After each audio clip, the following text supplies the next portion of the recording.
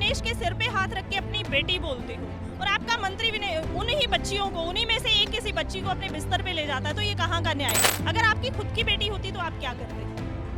क्या आप किसी मंत्री के साथ उसको भेज देते? बेटियों की इज्जत के साथ खेलो आंदोलन है ये उनका, ये खेलो इंडिया नहीं है, ये बेटियों की इज्जत से खिलवाड़। तन की बात नहीं, उनको शायद तन की बात सुनाई देती है और उनका ध्यान शायद वहीं पे रहता है।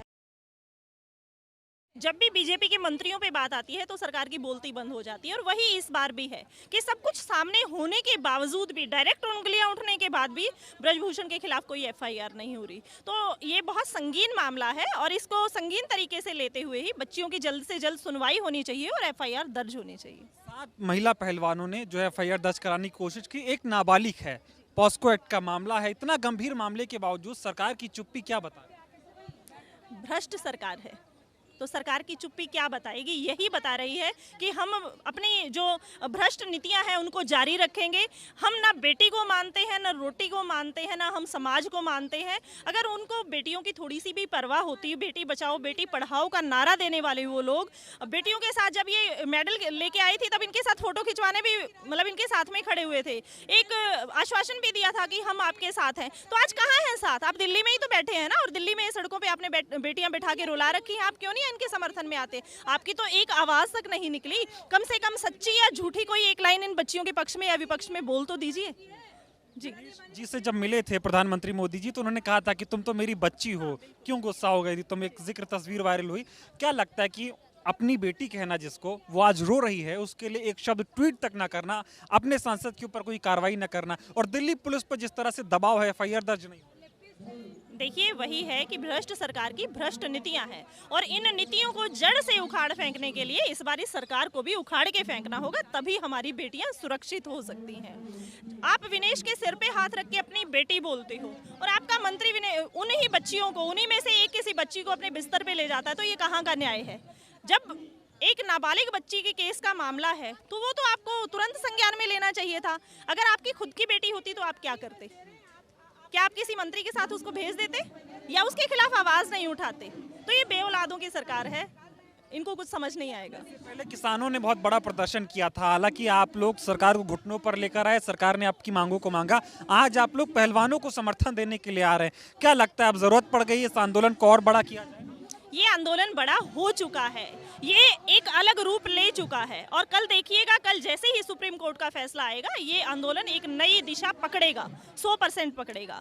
हम लोगों ने किसान आंदोलन लड़ा, हम पीछे नहीं हटे, 13 महीने हम सड़कों पे बैठे रहे।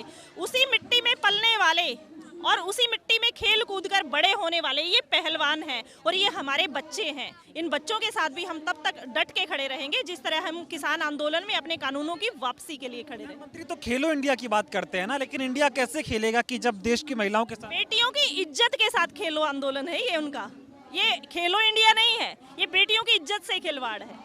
तो उनको सोचना चाहिए, समझना चाहिए और ये भी सोचना चाहिए कि अंत एक दिन हर किसी का आता है। तो आपने इतनी ज्यादतियां कर दी हैं, पब्लिक के ऊपर इतने अत्याचार कर दिए हैं कि अंत आपका भी बहुत नजदीक है। दिनेश ने एक बात का जिक्र किया कि प्रधानमंत्री जी मन की बात करते हैं, हमारे मन में क्या चल रहा है ये सुन लीजिए। मन की बात वो सिर्फ सुनाते हैं। आपने देखा होगा कि उन्होंने कमेंट ऑप्शन भी बंद कर रखा है, वहां आप उनको कुछ पॉजिटिव नेगेटिव नहीं बोल सकते। तो मन की बात नहीं, उनको शायद तन की बात सुनाई देती है और उनका ध्यान शायद वहीं पे रहता है। तो उनको अपना दिमाग खोलना चाहिए, आंखें खोलनी चाहिए और इन बेटियों के सवालों की तरफ ध्यान देना चाहिए। इन बेटियों को इन सड़क से उठा के इन न्याय की तरफ जो है वो हाथ बढ़ाना चाहिए। तमाम राजनेता भी आ रहे हैं, पॉलिटिकल पार्टी से जुड़े हुए लोग भी आ रहे हैं। किसान आंदोलन के ऊपर भी एक टैग लगा था कि राजनीति से प्रेरित ये आंदोलन है। अब क्या लगता है कि ऐसा डर तो नहीं कि इस आंदोलन में भी इस तरह का टैग लगे? देखिए, जैसे ही कोई एक आम सा इंसान ऊपर ग्राफ में जाने लगता है, किसी का भी ग्राफ बढ़ने लगता है, तो सरकार को टेंशन हो जाती है, भाई ये कल को तुम्हारी गद्दी ले लेगा। वो उसके खिलाफ प्रोपेगेंडा शुरू करते हैं कि ये तो राजनीति के लिए कर रहे हैं, राजनीति के लिए कर रहे हैं। तो मैं सिर्फ ये पूछना चाहूंगी कि राजनीति क्या तुम्हारे बाप की बपौती है क्या, या तुम ही लोगों की जागीर है? तुम्हारे बेटे, उनके बेटे वही गद्दियों पे बैठते जाएंगे क्या?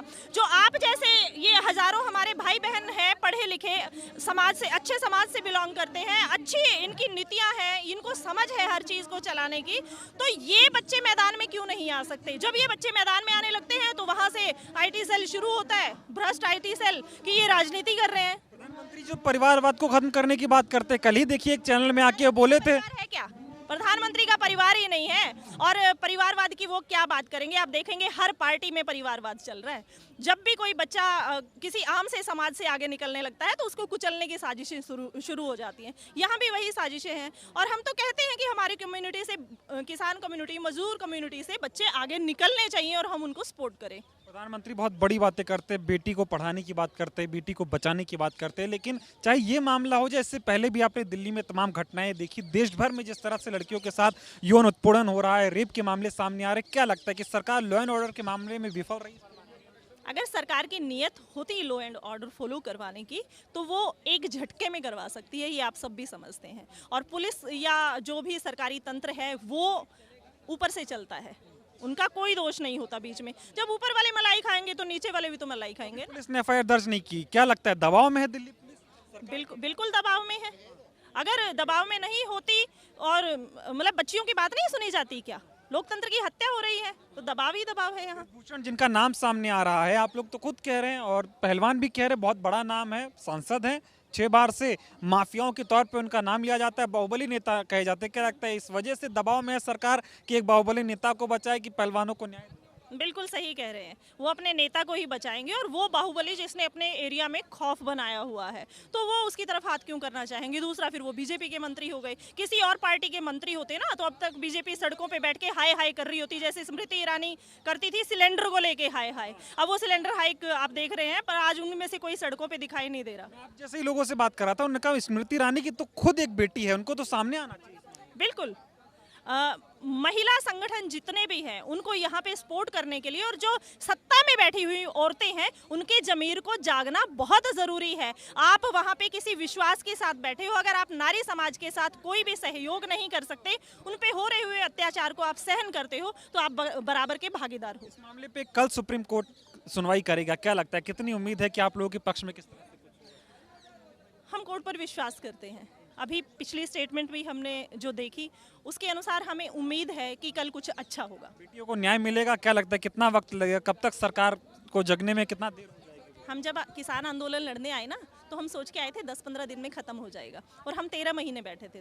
तो अभी तो 5 दिन हुए हैं, 5 महीने भी बैठना पड़ सकता है और 50 महीने भी बैठना पड़ सकता है, पर न्याय जरूर मिलेगा।